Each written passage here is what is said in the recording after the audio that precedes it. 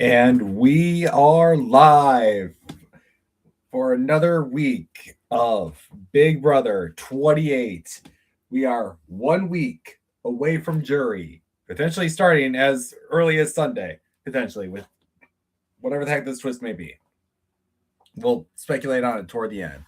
But what we got tonight is the culmination of the celebration that is a Big Brother. And what is the most perfect way to celebrate Big Brother than to flub on a blindside that could have been one for the ages? Because what is Big Brother without disappointment at the end of the episode? And this was a sad one. We lost our pipe queen Mallory tonight. We had Drew win the blockbuster that, again, twice in a row now. Had he not won those blockbusters, he would have been gone. And God, this would have been a perfect blindside on the vets. And the worst part about it is Julie told the entire Big Brother audience, touch grass for the weekend.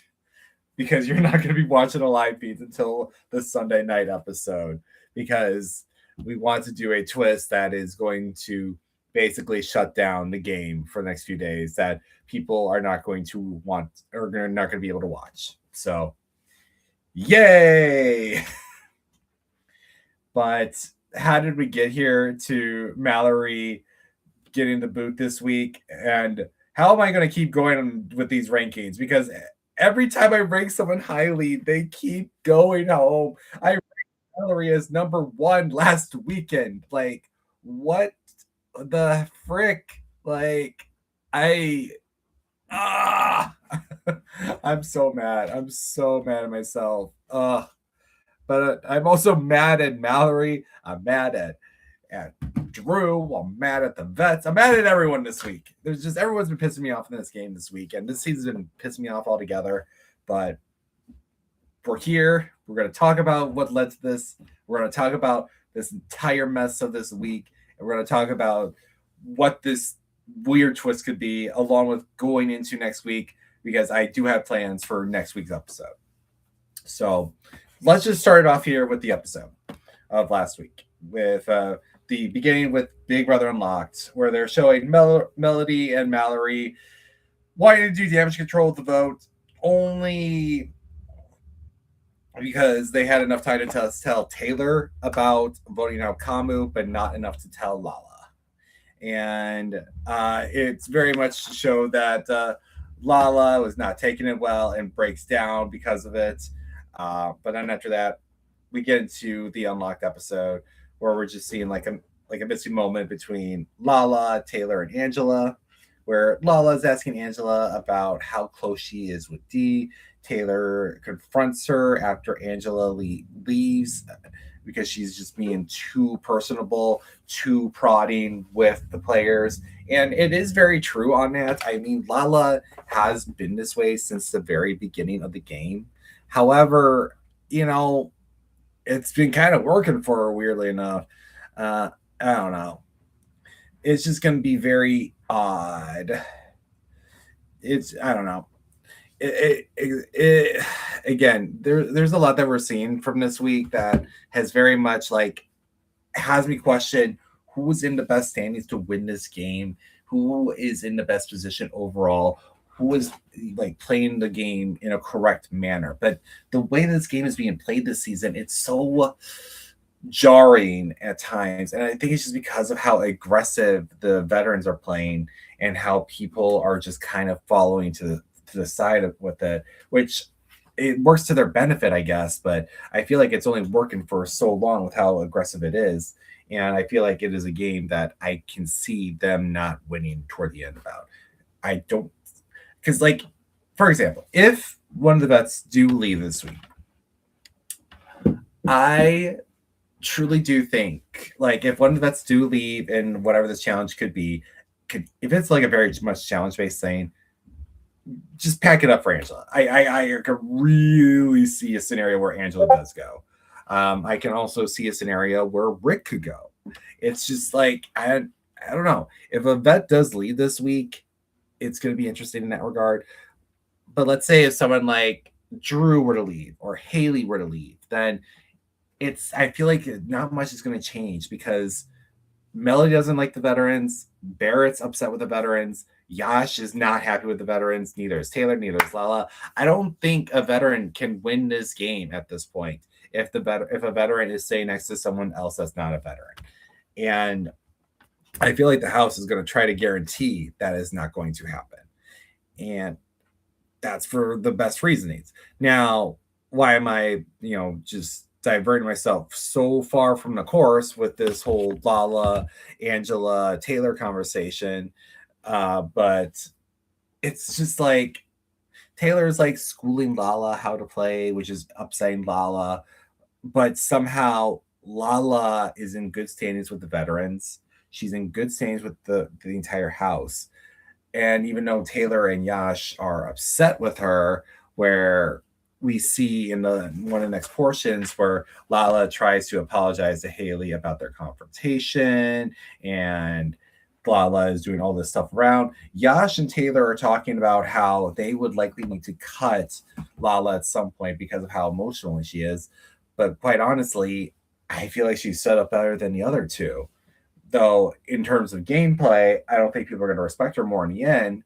But I feel like safety wise, she's still in a better position to be saved compared to the other two.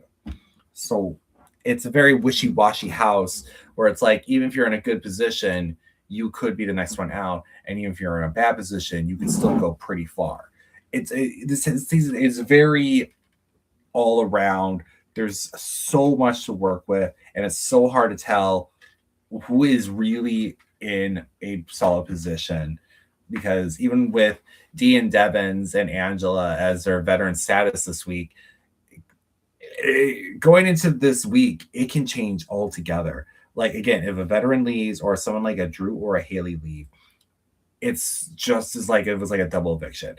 Like if Mallory leaving would be a hit to this new coalition to go against the vets foreman. But if someone from the other side that is for the vets goes out in whatever this twist may be, that could just like set the tone for the rest of the jury phase, where that side might be systematically picked off one by one by one. But that's just my opinion and views on that. Again, it's very all over the place.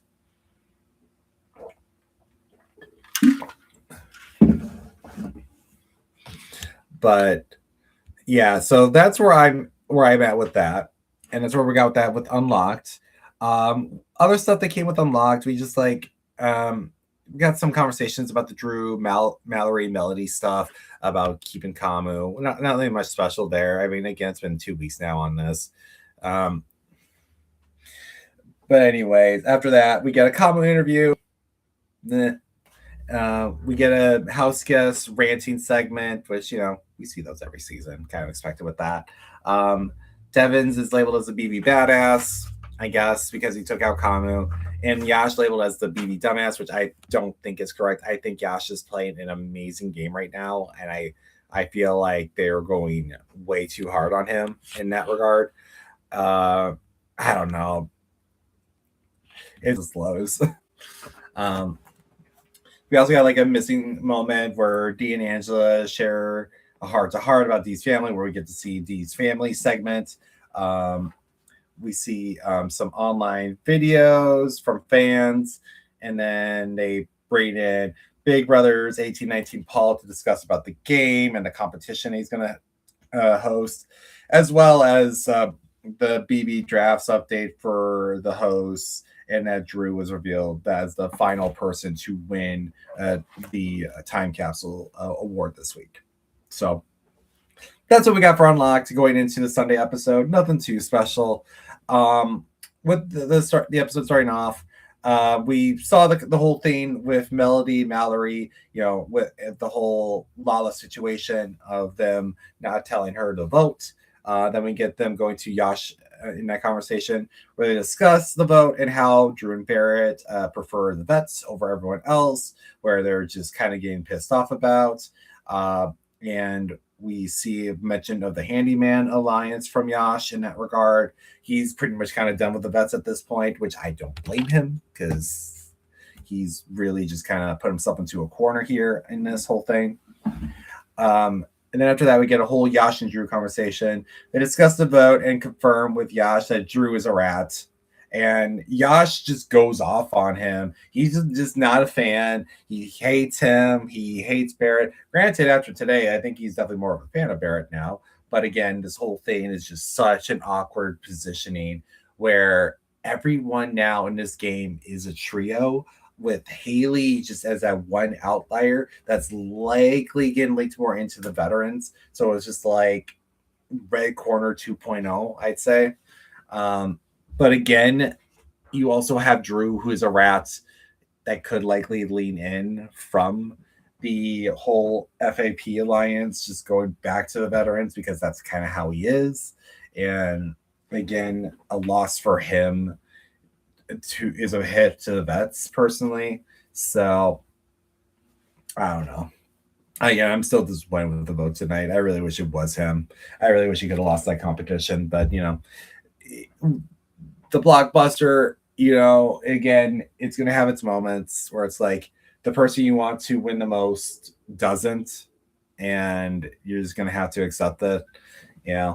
It's just been a good run with it for the most part so far on there. After that, we get Taylor and Lala talking. Taylor tells her she didn't know, and then they hugged it out and everything. She tells Lala, Mel, and Mallory lied to them, along with Drew and Barrett. And basically, they're just like it's just like them and Yash against the rest of the house, which pretty much was looking like that for this week until like the whole Dee and Devin situation of it all. And I'm just going to go into it now. Dee and Devin's, they're not playing this game well for the long term. We're playing a good game right now for the present. They are doing a great job of playing the game in terms of how to give what they want and take advantage of every situation. The problem is they are making so many enemies along the way now at this point that it is truly not only put a target on their back, but it's also have them so hated by everyone. I cannot see a reality where they can win against any other player.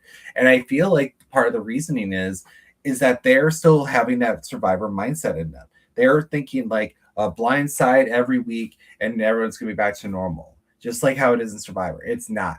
You have 26 days in this new era of Survivor where you have someone voted out every other day, and they don't have that. They have a lot of low time for Big Brother compared to Survivor. Even when it was like 39 days, they still have plenty of low time. And now it is very evident that Devins and Dee truly think that they can have so much power in this game without any repercussions. And even though, Devins was like noting on it tonight when it came to Drew and Barrett, I don't think they care. I don't think they truly do care. And it's come to this point now, going into the jury phase, they're bringing in people into the jury that I don't think anyone's going to respect. I don't think anyone is going to respect them going at any point moving forward. And again, they better hope they're sitting next to a veteran, because if they're not, their game is over. The game is over for them. And I'm only including those two right now because Angela, at the very least, yeah, she's fighting with Taylor. Yeah, she's fighting with Lala. Yeah, she's fighting with all these people. But she is still holding better social bonds than those two. She still has Lala in her back pocket. She has Haley in her back pocket. She has these bonds with people from the other side of the house that if she were to make it to the end, she can win. She actually has the social game going for her this year. And I think that's why Angela is just like totally fine with all this, because it's alleviating her of all this blood on her hands. It's having her in a strong position. And quite honestly, she doesn't have to do much. She just has to let Dee and Devins do all the damage they want. So then that way, when she could make it to the end, and if she makes it either to the end with one of them or makes it to the end with the newbie, she could have a case. And I am very much interested to see how that might look in the future, because Angela has a lot of play here of what she can do in this game. And it's going to be very interesting to see what it's going to be like moving forward. So after all this, we get to the HOH competition where Paul is hosting as like a Viking, where they go back to the Viking times, and it's the balance beam competition, where D destroys everyone. She wins the competition and just has everyone floored. However, it is something to note. Barrett threw the competition because he thought, well, Dee's going to be in control, so why not? Why not? So that she can have more blood in her hands than him. And even though she didn't say it tonight, and she would, Julie was alluding to it, Mallory threw that HOH too, where she could have won. And as much as I am very saddened that Mallory is voted out, I can't help but also I can't help but remiss that she did this to herself. She did all of this to herself when she could have solidified the mosh pit by being HOH, regardless if it was real or not, because Dee, Devins, and Angela, they still had to like pretend that it was real so they could be on her good side. And unfortunately, that just was not the case. And I can't, like, I can have some sympathy for her, but I can't have all the sympathy. So unfortunately, that's just where it is right now. So now, with the D winning HOH, is just like, all right, what is going to happen here? So we see D and Devin celebrating the HOH win, and Devin thinks it's best to bring the mosh pit together. And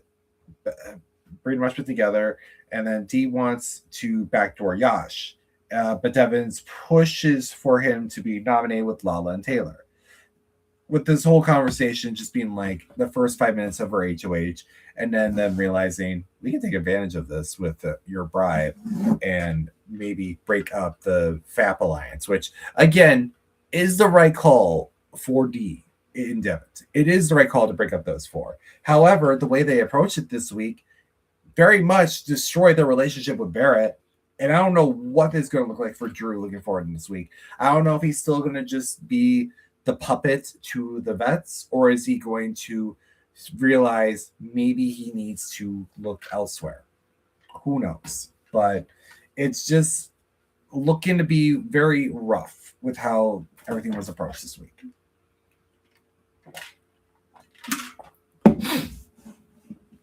And then after that, we got Taylor and Lala. They're consoling each other, and they want to get a target on Drew and Barrett, where they just want to play nasty at this point, which again they probably should have for a very start of like Lala's HOH, but y'all did what you did there.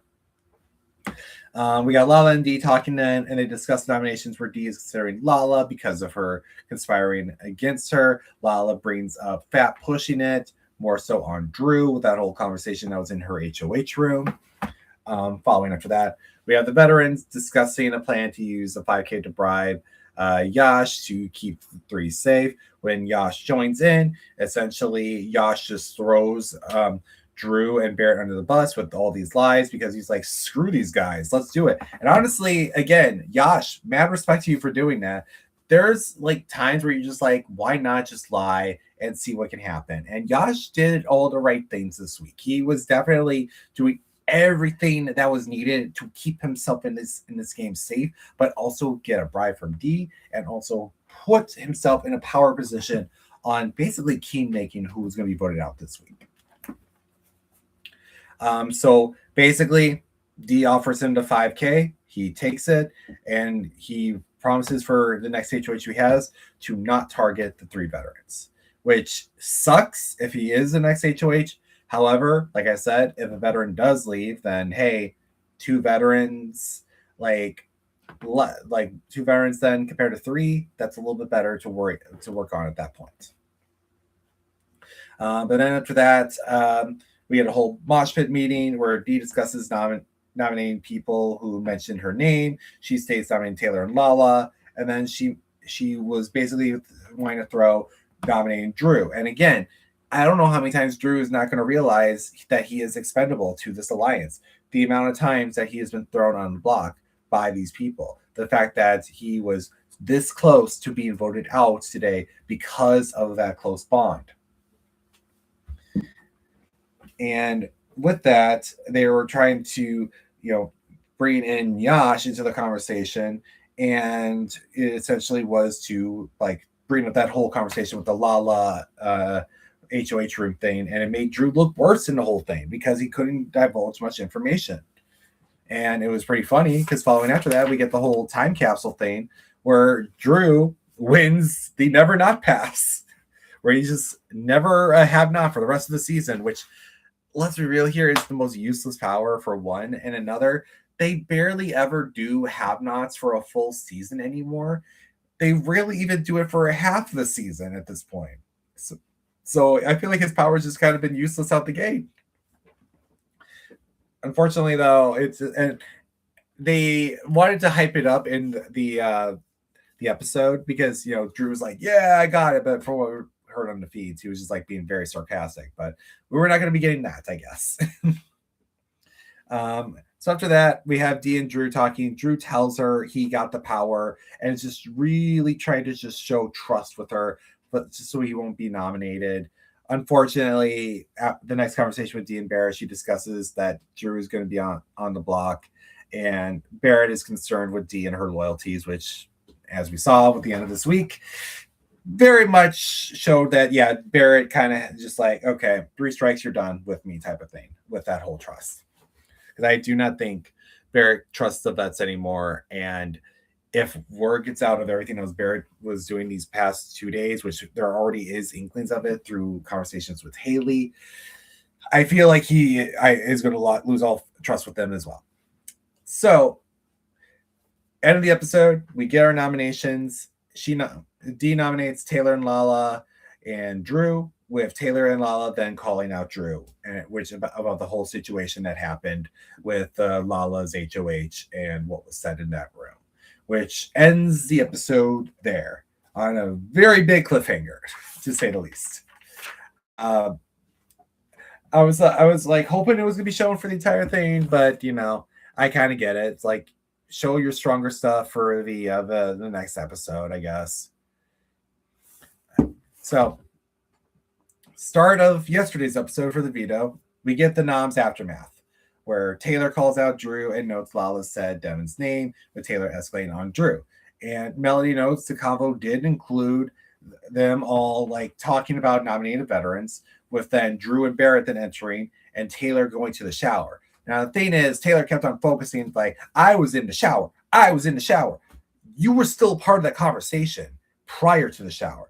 And you were still in the adjacent room, still having that conversation with the shower. Because as we saw last season, Vince and Ashley could still talk through the shower in the HOH room. And it is just a forever sign noting that don't ever take a shower in that HOH bedroom with any form of group conversations, because you are going to be in some trouble, I guess. So anyway, through all this, like we just like have everyone being brought up, Taylor going off more on Drew in that regard, and Taylor bringing the situation even further with Barrett and them, and then it just like gets to a point where like Drew calls him out, he kind of just sets aside, and it basically has deconfirmed now that Drew is with them, even though he always was. And then after that whole fiasco, Dee and Angela talk. They discuss what happened with Lala joining in, still being very upset about the matter. And basically, Angela tries to break that up. And Melody was 100% me in that scenario, where it's just like, ah! And then just sunglasses on and just chill. Melody is a mood. Melody is going to be screaming plenty this week, whereas she did at the end of the episode. But yeah, just annoying stuff there. And after that, we get Lala and Angela having a heart-to-heart moment where Lala is breaking down with Angela consoling her, and Angela knows that she wants to keep her because she's emotional, which is ironic coming from Angela. But again, circles back to what I've been saying lately, that Angela has been playing the better social game compared to Dee and Devins, and is building up good jury bonds, whereas Dee and Devins are just burning every bridge along the way at this point. So it's very much going to be very interesting to see who's going to be eliminated with this twist, because again, this whole thing starts the jury phase, and one person missing from this particular cast going into the jury phase could make the difference of $750,000. So after that, we get a FAP meeting. Melody is aware that the vets are targeting FAP, but the group discussing Yash as the Renam. Melody regrets not winning HOH as she fears D. Drew wants to reassure her that FAP, that he's with them, but also wants to still prove himself to D. And again, Drew, you are very much loyal to the vets at the end of the day. You are a rat, but you are a rat for the vets. And I feel like if he owned that a little better, maybe I'd respect him more. But it's just very clear that he just does not want to admit it. So then after that, we get Dee and Lala talking. Lala is trying to clear herself with Dee, but she doesn't believe her worth the crap. And Lala is just like bringing up the girls, aka Melody and Mallory, being bigger threats than her. And again, with how Dee and Devin's approach this week, they obviously wanted to blindside Mallory since they gave Yash that deal, and she's just like, yeah, I definitely do want to. Then after that, we get Taylor and Lala talking and discussing Vietnam and just trying to hype each other up. Where we then get to the veto picks, where worst case scenario for Lala and Taylor, that Barrett and Angela were picked. We get Dee and Drew talking where they discuss the veto, and she knows that she wouldn't use the veto on him, even though he would use it on himself. Which again, Drew, read the room. Your ally nominated you and has said they're not going to use the veto on you.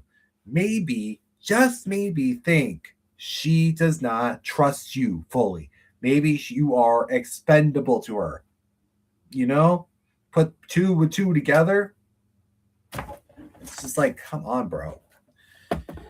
Like all these red flags, and just it took a while for Barrett to see them, but he finally saw them. Whereas Drew is just still seeing like red as just all forms of color, I guess, at this point. We then have Lala and Angela talk to each other, where Angela promises Lala that she would use the veto on her, and she's being realistic about that, because why would she want to lose her this week when she can have Taylor voted out or have Drew voted out, because she's still apprehensive of him. And again, I do like this as for Angela, because let's be real here. She doesn't have to win the challenge, because there's likely a chance that Drew will go home. There's a likely chance that Taylor would go home. So really, it's the better scenario here for Lala to not be the target and for Angela to benefit from it. Again, Angela's a dark horse. I truly do believe it. I do believe Angela might be the dark horse of the season, and I feel like everyone's underestimating her to that point.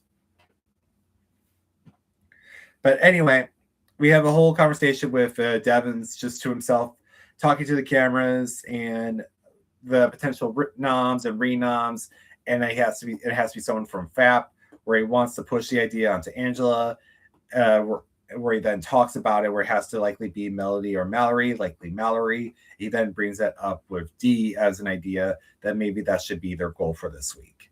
And again, it is the right idea. The execution, though, however, was atrocious. And I feel like it still is atrocious.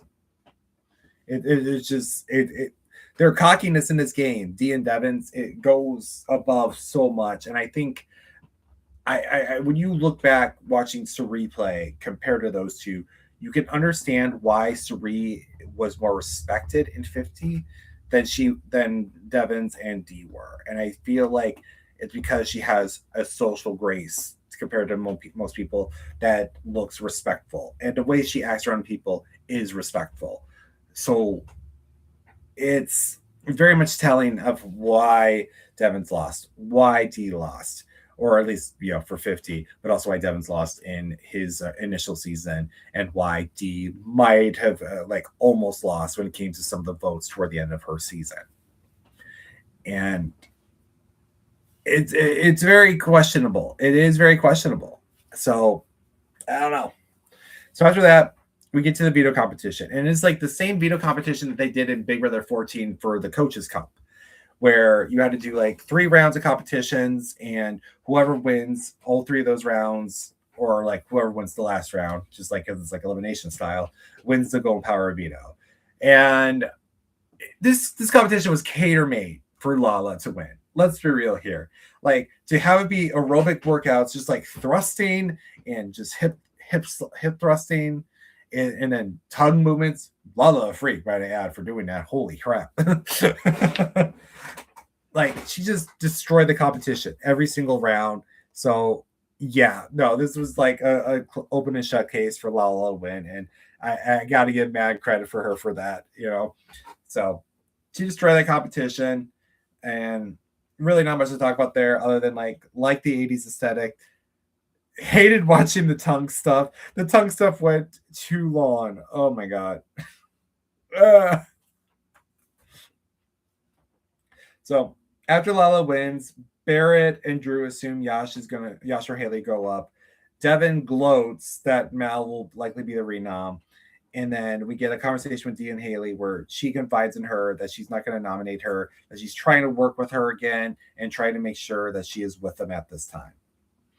And then after that, we get Dee, Drew, and Devin's talking. And Dee tries to figure out a way to get info out of Drew to push Mallory as the nom. It doesn't really go well. And then Angela joins in to add to the conversation. And they're just like kind of pushing Mal as the renom. And Drew is just kind of at that point just like nodding along.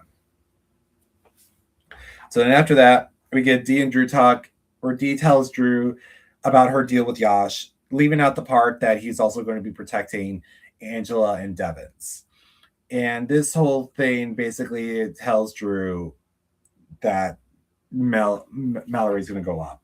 And he feels like him and his allies are being used, which, no duh, Drew, you're on the block and Mallory's going to go up next to you. Like, what do you think at that point? Ugh. So then after that, we got Dee and Barrett talking, and she tells him about the deal she made with Yash as well. Again, leaving out the other icons being saved. And then it just really kind of shows that he's trying to push back on this once, and it just is saying like Dee is becoming very selfish with this matter, which again, very much was, and again, handled horribly with what they were going to do with this. Because again, Dee could have just said, look, the deal was a fake alliance. It was only done to take Kamu out. And the initial nominees this week should have just been Melody, Mallory, Taylor, I think. But Dee got greedy, Devin's got greedy, and now they're just dealing with a pissed off Barrett at this point, who, again, was so close to getting them blindsided tonight, which again would have been such a great way to end the episode on. So Drew and Barrett, they talk, they discuss how dumb the plan is and realize they're being used.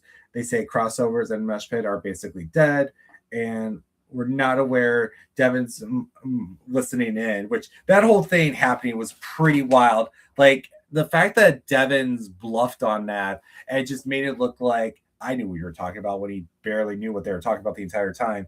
I mean, I'll give Devin's his 7s for that. Like, it's like a solid thing to try and attempt on. And the fact that they approached him, and Drew spilled the entire beans of it all, just like had Devin's just like, ha ha ha, this is why I need to take out Mallory for you all. Which irked me so much. The cockiness from the veterans this year has just been horrible. I'm just like so over them at this point. Like, me being an anti-Devins fan has really exceeded with this season. And unfortunately, me being a D fan has kind of subsided at this point as well, because she is also just annoying me to no end. And Angela's just who I expected her to be. She was just being loud and annoying for a lot of times. But again, more surprising with her social game than anything.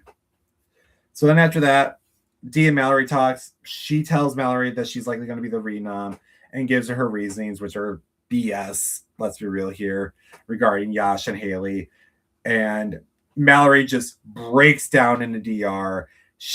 Where then Barrett and Mallory talk. She cries to him about this and everything. and that she told him that she knew she shouldn't have trusted Dee, and then tells Melody the whole thing, where then Melody screams in anger and frustration about all this, and they're all just pissed off at Dee. And it ends with the episode of the POV ceremony where Lala uses the beat on herself.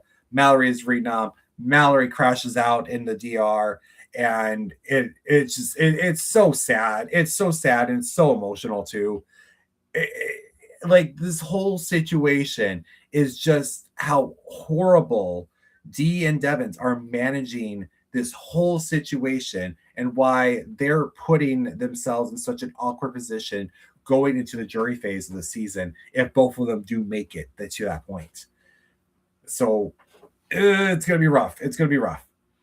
And then we get tonight's episode, where it starts off with this whole montage of Big Brother throughout the years, which I think was very nice.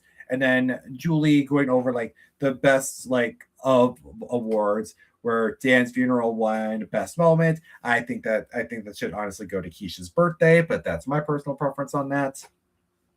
And best player to never win award going to Janelle, as well as her being the favorite comp beast. Again, I favorite comp beast 100% will go to Janelle. I will 100% back that up. Best player to never win, personally, I would say Danielle Reyes. I mean, I loved Janelle to death. I was the biggest Janelle fan growing up, but rewatching like older Big Brother seasons and seeing Danielle play, even when it came to the traders, I felt like Danielle should have been the one that won that. But I guess Danielle's always a bridesmaid, never the bride for when it comes to these types of things. But I love that Janelle was all of us today. We're just like, Drew can go, Taylor, Mallory, please stay. And after that, we get like a whole alliance montage with Julie announcing the Cookout as the best alliance of all time for that award, which, duh, they're like the most successful alliance in all of Big Brother history. You have a group of 6 all making it to the final 6. They had control the entire game. Like, there was no doubt in my mind that they were going to just steamroll the whole way through. And then after that, we have Julie said what was the most iconic quote in Big Brother, with the whole montage of quotes and everything.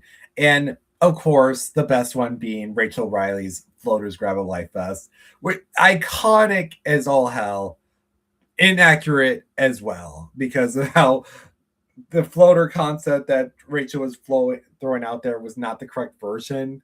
But even then, it's just so memorable because of it, despite how wrong it is. But that's just Rachel for you. She's just like one of the most iconic players out there.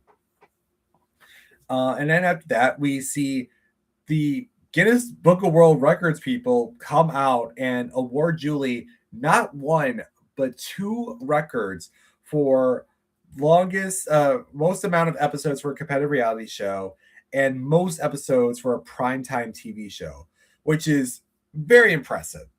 And again, this is what I wanted as a celebration of Big Brother, just as what I wanted as a celebration of Survivor for Survivor 50. And it is very clear that Big Brother, with all the craziness and hits and misses it has, at least understood that for their 1000th episode. Whereas Survivor really were just pushing celebrity endorsements and just did not truly have faith in the cast for their 50th season.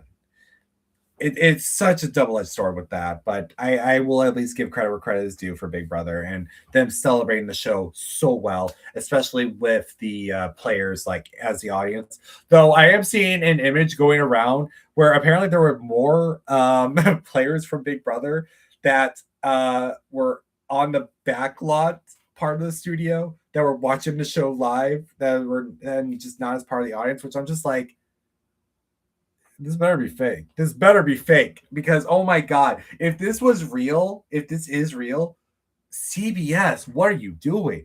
You could have just had a whole audience of your former players, but this is ugh. We're gonna have to wait on that to see how that's gonna look, because holy crap, that's awkward if that is true with all that. But after that, we get our final award, which is the best winner ever, which, shocker, goes to Dan Giesling. Like, were we to be shocked on any of that? And they asked him, like, well, who's your favorite winner of all time? And he basically gave a two-part answer. He said Dr. Will was his favorite winner of all time because that's what inspired him for his game, which, fair. But he also noted and, was obviously wanted to celebrate for one of his former alum that he played with, that Janelle Perzina should have been a winner, and he respect her idly, which I like a lot. Again, Janelle, with her highs and lows on social media, we don't have to go in on that, but she is a Big Brother icon. She is probably one of the most memorable people of the show. She is the old school version of Rachel Riley, and Rachel Riley then took her torch and proceeded to go from there. And God, I don't even know who would be the Rachel Riley of this new era, because I don't think anyone can compare. But it's like those two really were the ones that really were icons of their shows. And even though Janelle didn't win, Rachel winning felt like a Janelle win because it was in that similar regard. So after that, we get to the actual show now of the after events of the veto, and Mallory beats up a D pillow because she had like a whole thing that she made that had Dee's name on it. I don't think they showed a little bit of it in the show, but they didn't show that it was Dee's name, and she was just like punching it in frustration, which don't blame her.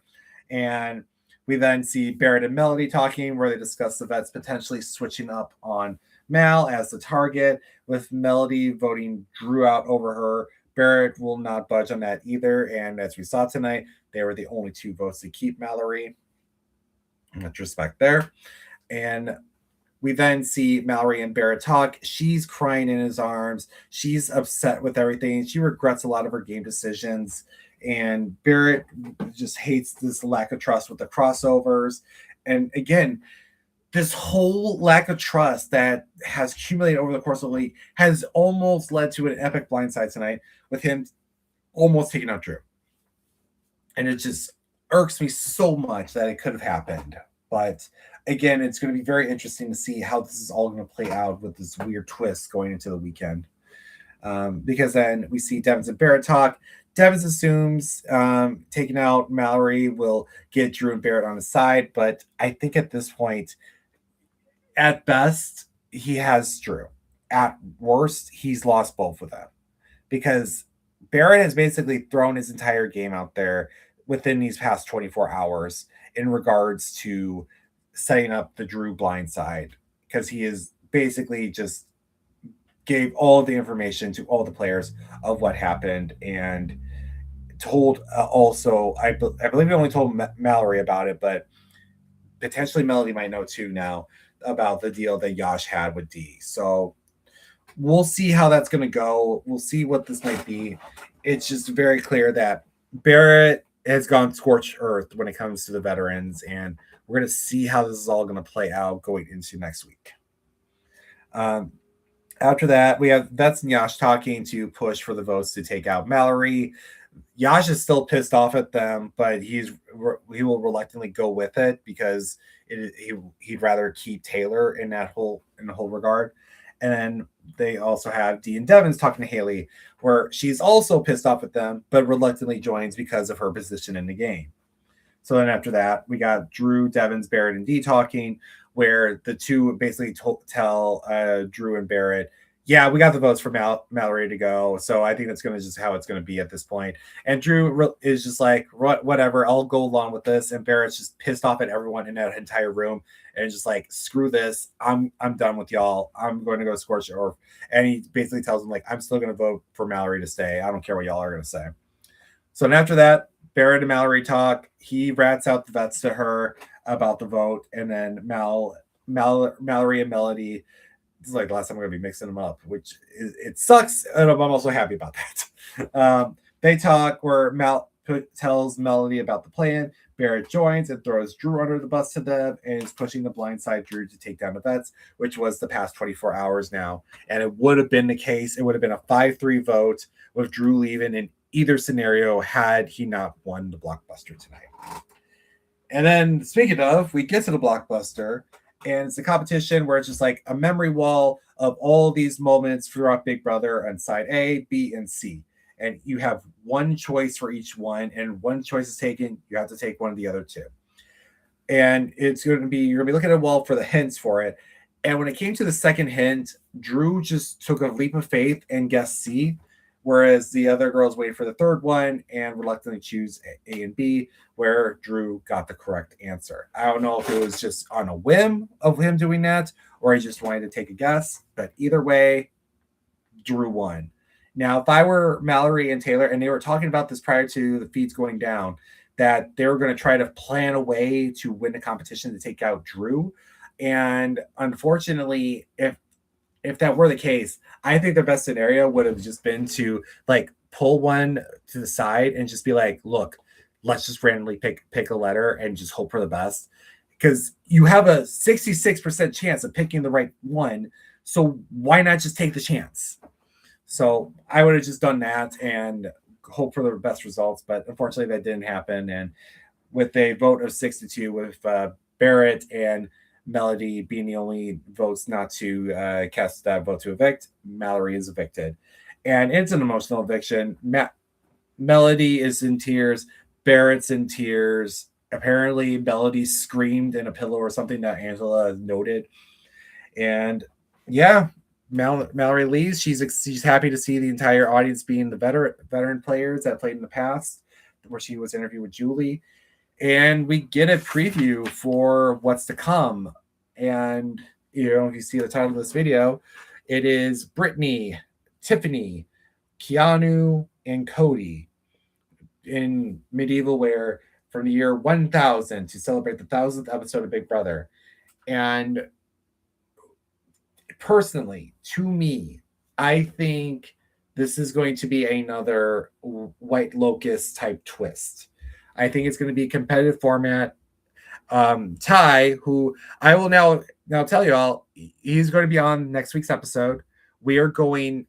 I'm debating if we're going to go live or not for this one. Unfortunately, I think we're likely not going to, because I think we'll be just using our regular format for this one to go over what happened over the week for one, obviously, but we're also going to go over our drafts and our expectations for these players for the halfway point of the season, just so that way we could touch bases on it and go see what is going to be like going to the jury phase of this season. And I saw him post earlier, and I think I am on the precipice of agreeing where this might be a bracket style elimination type of game where everyone's going to be divided into pairs to compete, and then just those whoever wins is in the bottom part of one, and the loser goes up to the next bracket, and the losers just keep going up to the bracket until whatever ones remain face off against each other. Whoever loses is eliminated from the game. I think that's what it's going to be like. I think that's how it's going to play out. I'm not a big fan if that is going to be the case, but it's kind of what I'm looking to expect it to be, which sucks, but this is Big Brother, and they were doubling down on the White Lotus stuff from last year. So unfortunately, it's just how it is, and I think that's just what it's going to look like. And however that may end up going into this week, I'm just gonna be just as upset about it. I don't care who's gonna go out to this, because just like last year, whether it was Rachel or gonna be anyone else, losing the game of Big Brother to a competition without any means of a vote is not Big Brother. And I hate that they're pushing this again, and they're trying to double down on it, trying to make it seem like, oh, but it's like this. No. It's just, no. You're trying to be the challenge. That's not the challenge. This is Big Brother. Two completely different games. And I hate that they're trying to push on this again. But it's what we're going to have to deal with. So that's what we're likely going to see someday. And if it's something different, great. But I don't know. I'm not holding my breath out for anything. So anyways, we're going to go to my rankings. And like I said, I feel like I'm cursing these people this season, because every time I rank someone highly, their next one's gone. I had Mallory as number 1 last week, and look where that went. So I'm very upset with that, and I'm very concerned if the person I put for number one this week is also potentially going to be medieval fodder. I don't know. We'll see. So, starting with our rankings, going off at 11, Mallory, because she got eliminated tonight. And so now we have 10 people to choose from of our rankings. And starting off from the bottom again, it's Haley at 10. I don't see a world where she wins. No one respects her games. No one likes her. No one wants to be around her. The only reason why Dee and Devins need her right now are just for numbers and numbers alone. If they're ready to cut her at some point, they're ready to cut her. And if Angela wants to take her to the end, she will want to take her to the end. She will definitely win against her. Because again, that is one of those scenarios where I think Angela would 100% win a jury vote. So unless Haley does something different, she is just constantly on the bottom in a no-win position. And then after her, and again, had tonight gone perfectly, he would have been number one. But the fact that it did not, and everything potentially will blow up on us. People will throw names out potentially, depending on what might happen over the next few days. I have at 9 as Barrett. Unfortunately, Barrett took a big risk these past 24 hours to flip the votes, to take out Drew, to keep Mallory and Taylor, have a whole new side for him, and it could have worked in his favor. But the fact that it didn't, and the fact that there could be something in a way that could prevent him from being in a power position going into whatever might happen, he might be easy fodder to be thrown to the side. A lot of people will immediately just like throw him under the bus with everything he did and everything that he said that can easily put him as a target. So unfortunately, I have to put Barrett at 9. Now, if someone from the other side wins power, so something like Barrett, Melody, Lala, Taylor, I would not want Yash to win it because he would have to like nominate someone like Drew, Haley, probably Barrett as well. It's just kind of like a bad scenario for him regardless. So I don't know. It's a rough position for Barrett. If everything worked out for him tonight, I'd rank him higher, but unfortunately it didn't. So I have to have him at 9 at this moment. And then following at 8 is Melody, because she could easily just as much be the next target as well in this regard. Who knows? Because she's going to be up likely if the veterans do win and everything gets out about Barrett, then she could be nominated next to him. But on top of that, with this whole like twist thing, if it is competition based, I feel like Melody might be just gone. I think Melody has not won a competition. She does not do well at challenges. So if she gets eliminated through this stupid twist that could be something of a challenge thing, I wouldn't be shocked if she leaves. So that also just sucks. But that's the game. And then at 7, I have Dee. Dee played this week horribly. She played so horribly that not only did she not gain any favor with anyone in the house other than Haley of all people, which woohoo there, she lost Barrett. She lost a lot of respect from Barrett, the person who was the number one D stand this entire summer. The fact that she lost Barrett of all people shows how bad socially she is playing at this time and how horribly she is managing so many of these newbies.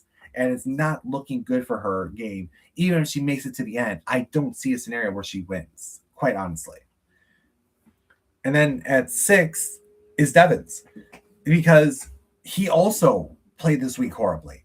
Yeah, he is in a better position than Dee. Yeah, he might have a better odds of winning over Dee in the end, but he lost respect to Barrett as well. He lost Barrett. And again, with everything he was doing to Drew this week, who knows what it could be next week too, because we now lost Mallory.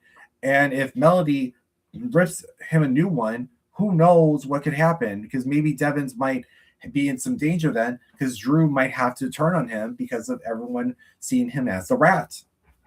And again, Devins did not handle Yash well. He did not handle Lala well. He did not handle Taylor well. And it's very clear that if Taylor or Lala were to win, they're 100% nominating him still. And yeah, Yash has this thing, but just know that if he were to win the next HOH, and if Devins is still around, he's targeted him. He doesn't trust him anymore.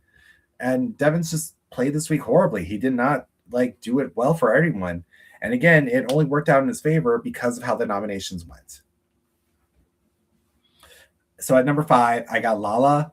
Lala proved herself a little this week with her winning another competition with the veto. And on top of that, she is in a better position. Now, granted, she is very much more on the emotional end. Now, if she's in an endgame scenario, it's going to be hard for her to prove herself as a winner compared to some others. I could see some scenarios where she could win, but she is in such a rough patch right now where she's still such an emotional player that someone like Angela is still utilizing her to her advantage, which I can easily see Angela winning over her in that regard. So I don't know. I mean, she's growing on me, but the fact that she was doubling down after that whole fight with the nomination ceremony, it's not a good look. It's not a good look for her right now, and I'm a little concerned on that. And then at 4, even though he's the biggest rat right now, even though he was almost out tonight, and the fact that he was fodder for the vets essentially, is Drew. Now, the reason why I have Drew at 4 is that he's in a weird position. He's in a position where the only situation I can see him being, I don't know, being the main target is if Yash wins HOH. I don't know. Again, I'm throwing so many of these speculations to the side, other than maybe Melody for the twist for Sunday, because everyone might have a fair shot at these competitions. But Drew, he's such a middleman at this point, being the rat for the vets, although Haley is still such a pariah that she could be a renom. And the fact that the vets would be the targets, I feel like he'd still be pretty safe. Now, flip that around, if someone like Barrett, Melody, or anyone else wins HOH, they'll target the vets. And if any of the vets were to win, they're not going to nominate him because they're just going to be like, well, Barrett, you threw us under the bus. And, Lala, you won competitions. Taylor, we still don't trust you. All this stuff. So Drew is in a decent position right now, safety-wise. Granted, if Yash is still in the game and also wins HOH, he might be in the most danger then at that point. He would have to win another blockbuster to make sure he's safe. Otherwise, he will be the next one going home at that point. So then 3, I have Taylor. Taylor, again, these rankings are so weird this week because Taylor is such an enigma. She's playing decently. She has good social forms and everything. It's just Angela has this weird grudge against her. Drew has this weird grudge against her. And it's getting to this point where it's very much becoming some minor microaggressions being thrown here and there. That's getting to a point where it's looking very toxic. And I'm not a fan of it. It's looking very bleak on that end. And I don't know if people are not wanting to vote for Taylor in the end, if there's some weird biases at play. I don't want to consider that in any regard, but it is very horrible how they're treating her right now. But even then, she's still playing well. She's in a decent position. And even if, let's say, a veteran were to win HOH and nominate her, if she's up against Lala, if she's up against Yash or Barrett or something like that, I could see ways where she can wiggle her way out. And at 2, like I said, I've been calling her a dark horse this whole season so far. And it's been very much been proving much more left and right with that is Angela.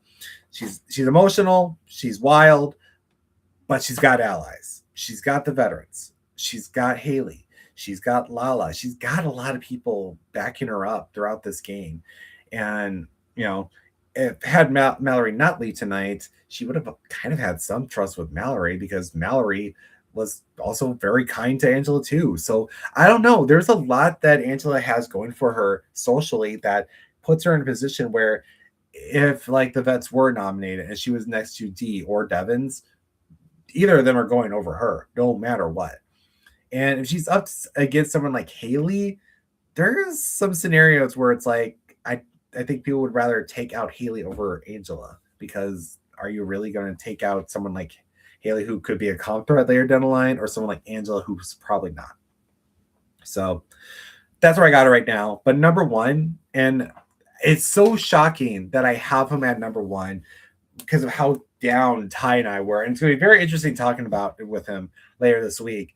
That the number one is Yash. Yash has played very well. He did everything he needed to keep himself safe this week. He did everything he needed to put targets on Drew and Barrett while also just trying to get this whole thing set up that could potentially take Drew out this week. And he came so close for it. But even then, he's still in a good position because the vets don't want to take him out because they have the bribe used on him to keep them all safe. So why do that? And then on top of that, the other side's not going to nominate him either. So he's in a very strong position. No one's going to nominate him. The chance of him being nominated is probably the same chance with Drew because Drew will likely nominate Yash. And I don't even think he'll still leave in that potential scenario because the vets wouldn't want to do it. So that's where I have him right now. That's where I have for my rankings. The season has been irking me so much, especially with how tonight went and how this whole weekend's going to go. I don't know how I'm feeling about this season as a whole together. We're halfway in, and I'm very disappointed with how it's turned out. The twists have been horrible. The whole time capsule really just benefited the veterans and just made stooges of the newbies, while on top of that, just looking like a steamroll every way through. Some of the eliminations have been pretty good. The episodes have been pretty solid, but watching it play out live on the live feeds and seeing the toxicity that's being done, as well as having it not addressed on the show, is very telling on where the season might be going if they're trying to protect the veterans' image. And again, with this twist, I'm not a fan of what might happen. Again, this might be another White Lotus 2.0, and who knows who's going to be eliminated from this. I'm probably going to put some money that'll likely be someone like Melody, likely someone maybe like Lala. I'd be shocked if it is a veteran, but if it is, likely it would be Angela. And I'm not impressed. If it's going to be something like that, then it kind of just kills the season like it did. Like when it came to last year, Morgan and Vince's drama really carried after Rachel left because, oh my God, had that not been the case, the season would have been over. It would have been over from there. And this could be a similar situation where it is over and it's just like it kills all the momentum of the season that could have been, and everything is just done from there. But that's where I'm at right now. That's how we got to tonight. And hopefully next week when me and Ty talk about the season as a whole so far and what transpired over this week, that maybe there's some hope. And I really do hope there is. Because with Big Brother, there are highs and lows. And with it being the 1,000th episode, it at least showcased why there's so many highs more than the lows in the show's history. So my name is Kyle Dorr. I'm the BB Brain. And hope you all enjoy the episode. And we'll see you next week.